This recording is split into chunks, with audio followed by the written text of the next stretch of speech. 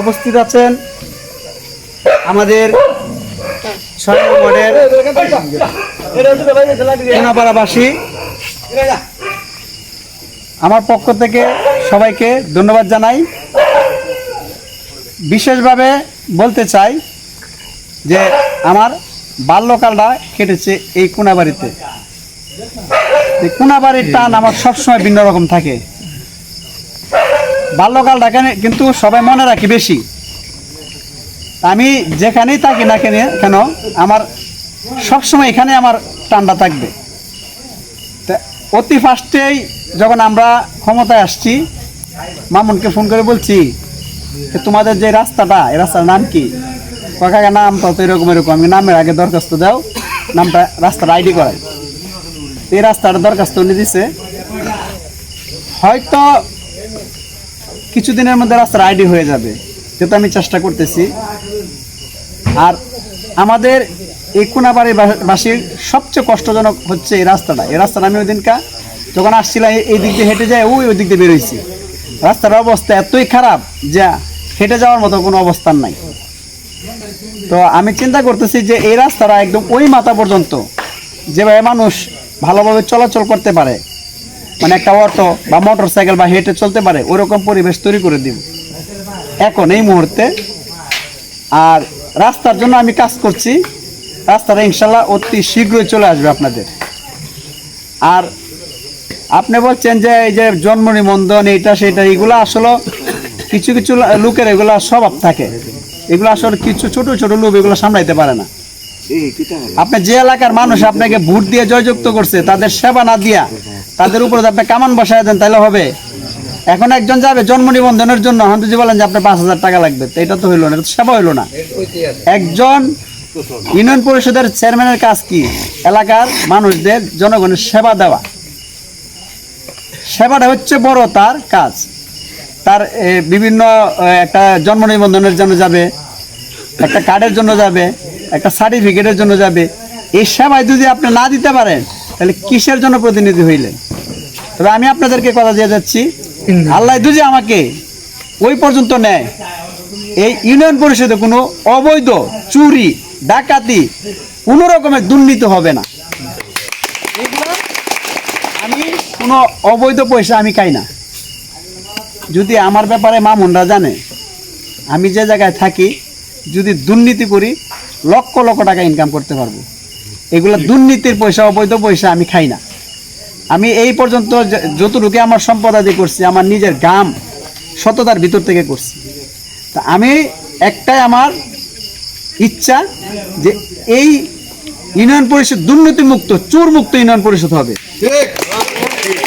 এবং মানুষ সবচেয়ে সেবা পাবে, তাদের সার্টিফিকেট যে কোনো কাজে যাবে, কোনো টাকা লাগবে না। যদি সরকারি কোনো পিস থাকে ওইটাই শুধু লাগবে, কোনো বেশি কোনো টাকা দিতে হবে না। এইটার থেকে আপনাদেরকে সবাই সচেতন থাকতে হবে যে দুষ্কৃতীদেরকে তাড়াইতে হবে। আর আরেকটা বিষয় হচ্ছে যে চুরি জিনিসটা, এগুলো মানুষের একটা অভ্যাসে পরিণত হয়। যেখানে বসছি এখন তো আমারই পাওয়ার, আমি করি করি করি। এগুলো বিগত যারা করে আসছে, এটা তাদের অভ্যাস, সামনে হবে না। যদি আমি যেতে পারি, আমি করতে দিব না। এটা আপনাদের সমর্থন লাগবে আমার সাথে থাকার জন্য।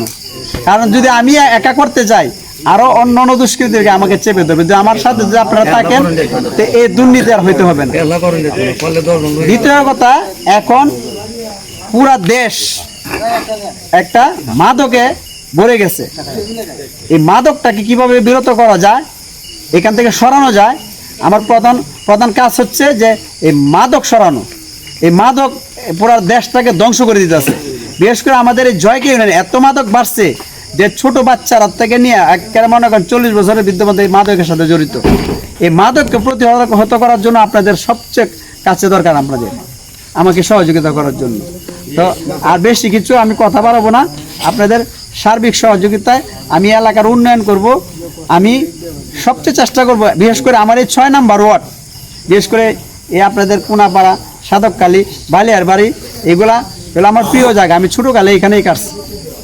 দেখেন যারা দরখাস্ত দিছে, আমার একজন রামনগর গদারবাড়ি হইতে আপনারা সাধককালী বাজারে যে মসজিদ পর্যন্ত একটা অনুদান আমি এটা পাস করাইছি। প্রত্যেকটা মসজিদে 3 লক্ষ টাকা করে আমি একটা অনুদান ফাঁস করাইছি, এটা কিছুদিনের মধ্যে পাওয়া যাবে। তো এরকম আমি চেষ্টা করি যে কিছু করার জন্য। এগুলা কিন্তু নাম কেউ দেয় না, আমি নিজের থেকে এই মামুন যারা পাইছি শরীফ টরিফ দিয়ে নাম নিয়ে এ করছে। এই যে কিছুদিন আগে বললো যে একজন একটা নাম দিছিলাম, সেটা করে দেয় নাই। আপনাদের সাধককালী মসজিদে 4 লক্ষ টাকা বাজেট আসছে, বাউন্ডারি উজুকানা। বাইলিয়ার বাড়ি মসজিদে 3 লক্ষ টাকা আসছে, কদমতলিতে 3 লক্ষ টাকা আসছে, রামনগর 3 লক্ষ টাকা আসছে, ফুয়ের বাড়ি গদর বাড়ি 3 লক্ষ করে টাকা আসছে। এগুলো কেন করছে? এটা আমার এলাকা, চেয়ারম্যান এলাকা নিছে না, আমি কি দিচ্ছি ওইদিকে? কিন্তু আমি এটা আমার এলাকায় রাখছি। আপনাদেরও মসজিদও নাম দেওয়া হয়েছে, একটা সময় চলে আসবে, সপ্তাহে একবারে করা যায় না। সামনে আমাদের সময় আছে, এমপি সাহেব কথা দিছে, এমপি সাহেব আমার সমস্ত আবদার রাখবে। উনি আমি কোনো কথা বললে ফালায় না। দেখেন এইবার আপনি দেখেন যে রাস্তার জন্য বিগত অনেক বছর 15-20 বছর ধরে মানুষের হাহাকার, কাটাকালের রাস্তা, এটা কিন্তু চলে আসছে, বাজেট হয়ে গেছে। বন্ধের বাড়ি জয়কা হয়ে গেছে, কিদিরপুর মোট 7টা রাস্তা আমি ফাঁস করাইছি, 8টা রাস্তা ফাঁস করাইছি। এগুলো ফিস ঢালাই হবে, এগুলা অনেক দিন ধরে আটকে আছে।